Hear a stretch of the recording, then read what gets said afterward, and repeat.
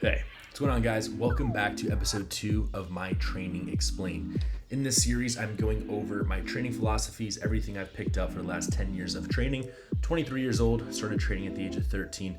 I'm an IFBB pro, and my credentials is, well, number 1, my physique, and number 2, this guy. Today's episode is going into my shoulder and back workout. Now, before we get into it, why do I hit shoulders and back together? Well, the training split I have for myself right now is currently as follows: arms and chest, shoulders and back, legs, then rest. Hit my whole body in 3 days. After my rest day, we then do back and shoulders again, then chest and arms, and then legs and rest. Hit every single body part twice in an 8-day split. So to get into my shoulder and back workout, I like to start off by warming up once again the body part I'm about to start with, which is going to be shoulders. So before I jump into any movement or exercise selection of choice, I'm going to be doing some band work. I think for shoulders, taking a dumbbell or a weight and doing rotator cuffs like this doesn't work.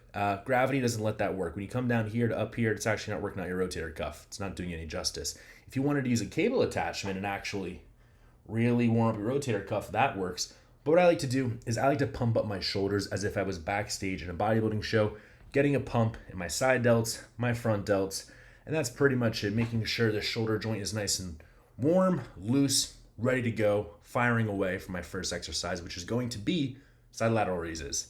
I like to do my side lateral raises on a machine. I think machines are great to utilize, keeping constant tension throughout the whole entire movement. With dumbbells, you tend to swing around a little bit, and then you lose that tension on the bottom half when you rest a little bit. So I don't like to use dumbbells. I like to optimize all the machines I possibly can. So I start off with the prime shoulder side lateral raise. Once again, these prime machines are phenomenal because they have adjustments to the machines where you can choose where you want to load the weight for the exercise. So when I'm warming up here on the side lateral machine before I work up to my top set, I am doing as many sets as necessary until I feel comfortable, warm, and ready to attack my top set. I like to focus on, once again, high volume for my training, but I still like to try to beat last week's rep range or weight that I did. So progressive overload in this exercise is important. I try to focus on that while still having high volume in a 10 to 15 rep range. Now with the prime machines, I like to load my first actual working set. I'll do 3 working sets. The first working set, I'll load the weight in the middle to end range. So it's really hard here to here. And all down here, it's light. Now, why is this? Because once again, think about it in a set. If you were doing any exercise, you always get tired quickest at that top part. So being that I'm completely fresh in this workout, I want to load that top part of the movement first. So I'm loading the middle to end range, and I am going for about 15 reps my first set. Then I'll load it to the middle range, going for about 12 reps my second set. And the last set, I like to load it to the middle beginning range, going for 10 reps, a heavy set, but I also do an intensifier here. I like to drop the weight and do heavy partial reps, really getting that burn in that lengthened position for my shoulders to really pump them up and have a great start to my workout. Now, you probably heard the phrase before, spam side lateral raises to get big delts. And while yes, that is partially true, that it shouldn't be the only exercise you do for shoulders. The shoulder obviously has 3 heads to it. You got the side head, the lateral, the front, and the rear delt. To have a complete capped shoulder, you need a big side, a big front, and the rear delt is extremely important. So I like to hit all of these, right? I start off with the lateral head, going into then a shoulder press for essentially every single head now, which is going to be my compound lift for shoulders. Now, while I do preach volume a lot in my training, you still need to focus on progressing in weight, even if you still have high volume. So with shoulder press being my compound movement of choice for shoulders, I'm going to try to hit progressive overload. And that's pretty hard to do week in and week out. Let's be honest here. You can't jump up 5-pound dumbbells every single week. It's just not going to be possible. So if it takes you a couple of weeks to go up in weight or even a few reps, that's fine. As long as your progress is going upwards in a slight angle, that's good to go. So with the shoulder press, I like to do about 2 top sets here, 8 to 10 reps, and use the shoulder press. You have the best mind-muscle connection. There's plenty of machines out there. There's the Atlantis shoulder press, Prime shoulder press. You can have standard Lifetime Fitness or even Planet Fitness ones. If they work well and you can have a really good focus on your delts, perfect, do it. Funny enough for me, dumbbells work the best. I don't know why. It's just that free range of motion where I can kind of scoop my front delts in, get the press. I just have the best my muscle connection. So that's my choice of shoulder press here. Now, key thing I'm doing with the shoulder press is, once again, feeling my front delt contracting.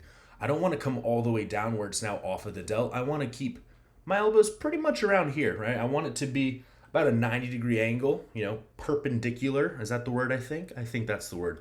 Perpendicular going on, nothing too low. And then press up. And a key point that could potentially help you guys out is if you flex your wrist up a little bit, you may have a little bit more front delt activation. I've picked that up throughout my 10 years of training, so I'm giving it off to you guys. Try that in your next shoulder press. Try to flex your wrist upward, and you may feel a little bit more front delt activating in that shoulder press. To finish off shoulders, the last head I didn't hit yet, the rear delt. Rear delts is something I've hit since I was a young buck. 13 years old, I remember watching a video, John Skywalker. It was probably a joke, but he said, I like to go in the gym and hit the weak body parts, the body parts no one hits, the tibialis, the rear delts. It stuck with me, and I'm so happy it did, because you know what? I've trained my rear delts since I was a young kid, and guess what I have? I got really good ass rear delts, and that is phenomenal for a bodybuilding standpoint. Caps out your delts, gives you big shoulders. So rear delts, something I've realized is, once again, no need to go heavy on these. You really want to get that feel and pump in the rear delt. So there's a couple movements you can choose from. I like to do a cable crossover, whether it's single hand, whether it's dual hand. You can do a rear pec fly or dumbbell swings. I think if I had to rate them, I would choose 1 and 2 are pretty much tied, being the rear delt fly or the cable rear delt fly. And then dumbbell swings, once again, it's hard getting that contraction with dumbbells due to the gravity with the dumbbells, right? You're in the bottom part, you kind of lose that focus on the rear delts and you swing up, and it's just, the contraction's meh to me compared to a cable or a machine rear delt fly. But anywho, I'm going 4 sets here, 12 to 15 reps. Sometimes, honestly, I do 5 sets because the pump feels great and I like it. So believe it or not, that's it for shoulders. We're moving on to back already. Now going into back, I start off lat pull downs. Back is a strong point in my physique, and honestly, I don't know if it's necessarily training involved. I think it's primarily more of my genetics that just gave me a well-developed back from an early age. I just connect well with it, with my muscle connection. It's just been something very easy for me to always improve on, whether I just apply a new different training technique or add in different exercise. So I always kind of swap out my exercises every few training blocks. So maybe every 12, 16 weeks I choose new exercises. But I always like to start back with some type of lat movement. Whether it be a lat pull down, an assisted pull up, or regular pull ups, I like to always hit my lats first. So in this video, in this exercise of my training block, we're doing lat pull downs, standard wide grip, really focusing on elbows internally rotated forward. This way my lats are engaged, pulling straight down to my chest. We're not pulling back and wide. That's more of like a high row. We want to grab this bar, internally rotate your elbows forward, lats are engaged. And while you're in that stretch position, don't let yourself stretch like this. Actually engage your core, flex down, because think about that. You're flexing your body down while the weight's pulling you up. That's giving you a deeper stretch rather than pulling up with it. You're kind of letting that stretch become less of a stretch because you're moving with it rather than going against it. So when you're in that top stretch of the lat pull down, remember to keep your chest up because we want our lats engaged, but don't let it stretch you so much where you also lose that stretch. Contract your abs down. This way you have a deeper stretch. So with the lat pull downs, I like to do 3 sets, 10 to 12 reps. And if you have a partner, throw an intensifier in here. Every 3-4 reps, have that partner really push down in that weight stack, creating a deeper stretch. And as I mentioned before, flex that core down. So this way you have a super deep stretch in your lats and re-engage and pump it out. Next exercise for back is going to be a single arm high to low row. I typically like to add a single arm movement for back just to really focus on one side and then the other. If I have any imbalances on my right or left, which I don't, I always add this in my training. So maybe that's why I don't have an imbalance. I always like to do some type of single arm movement, which this is going to be the exercise of choice today, being a single arm high to low row. Now the key things we're focusing on here, since it's a high to low row, we want to set that seat position to the most optimal point that when you row it, you're not rowing like this and pinching your trap up, because you're really working out your trap here in your upper back muscles. That's not what we're trying to get. We're trying to scoop and get our lower lats down. So you want that seat position to be in a good spot, so when your end motion is right there contracting your lower lats. So that is key. Make sure you know your seat setting for your machine. But just like any lat movement you're trying to do, always make sure you engage that lat by internally rotating that elbow, shoulder blade back and down, and rip and engage and scoop that lat, contract it, and let it stretch. And when you stretch, once again, kind of go against that stretch, but keep your lat engaged. So what I like to think is when it's stretching me out, I create a fist and I'm slowly trying to punch someone in front of me. So if I'm slowly letting it release, I'm really letting my lat stretch by punching in front of me and going back in. So considering I'm now at the end of my workout pretty much, I'm going to be doing a high row, and what I will be doing is loading the stretch position, because once again, I'll have more energy there than I will in the contraction point of the movement. So doing a high row, key things to mention is keep that chest on the pad. You don't want to use your chest with momentum to bring it in, because you're not isolating the muscle or using the muscle, you're using momentum, and that's not what we are. We're not power lifters. We're not trying to just get the weight from point A to point B.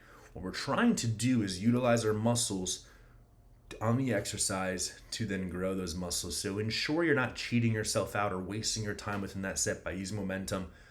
In that stretch, engage, rip it nice, high, and wide. Literally, when you do this, I want you to think about exaggerating how high and wide you pull it. We're trying to build up all those upper back muscles. We're trying to get them nice and pumped up. So exaggerate the hell out of it. Pull it nice and high and wide and target the upper back. On this exercise, I'll do an intensifier set. So essentially, I'll be doing a rest pause set here. I'll load the weight up pretty heavy, something I'll probably fail at around 9 to 10 reps with, and I'll try to get 15. But how the hell am I going to get 15 reps if I fail at 10? Well, I'll go for about 9 reps. I'll keep 1 rep in reserve, and then what I'll do is I'll rest for 10 seconds. Go back in, maybe get 4 reps. Cool, now I got 13 reps. My goal was 15.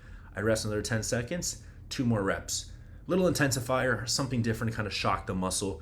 Made your body just go after a set after you were already exhausted.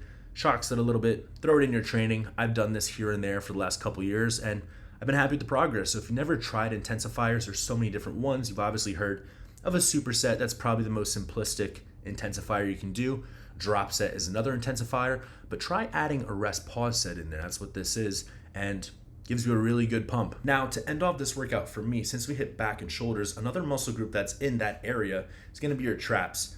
It is a smaller muscle group. To me, the traps and the calves are kind of like the same thing, right? They're next to really big body parts, but they're sometimes neglected because people just don't really think about hitting them, or they think they get indirect volume from their other training from really focusing on, just the legs as a whole or the back as a whole. But for me, my calves, I've always directly hit them and they grew. I have big calves on my physique. Now, on my sculpture of my own body, I think my traps are lacking, right? If I'm looking at myself in this mirror, I want these traps to be mounds. I want them to be higher. I want them to be denser. And essentially, I wish that they could look like this 24/7, where they look dense, but how I naturally relax, you can see they just look kind of flat. So my goal in my physique is to pretty much have my traps look like they're flexed 24/7. So I make sure I hit my traps because they're a weak body part. So end of this workout, I'm hitting 2 different trap exercises. I'm doing essentially just 2 different angles here. It's basically just shrugs. There's not many other exercises you could do for the traps. It's pretty much shrugging. So I'll do some dumbbell shrugs, high reps, 15 reps, 3 sets. And then what I like to do is superset this with a shrug in a horizontal position. So essentially I like to go on a chest supported row and not think about essentially rowing like we typically do when we try to hit, all our back muscles. But all I'm doing is engaging, grabbing my hands, and I'm thinking about shrugging back, just really trying to shrug back and up to hit my upper traps because they're lagging on me. It's a different angle, something new I just implemented in my training, so I'm not fully sure if it's working yet, but just want to share that out there with you. Try attacking weaker body parts from different angles, because if you've been doing it for a long time and it hasn't been growing, maybe it's not the volume, maybe it's your exercise selection or the angle you're hitting it from. So that's kind of my approach here right now for my traps and how I'm trying to get them to grow. I'll keep you updated if it works, but that is it for today's shoulder and back workout. Next episode is going to be my leg A day, and I will see you then.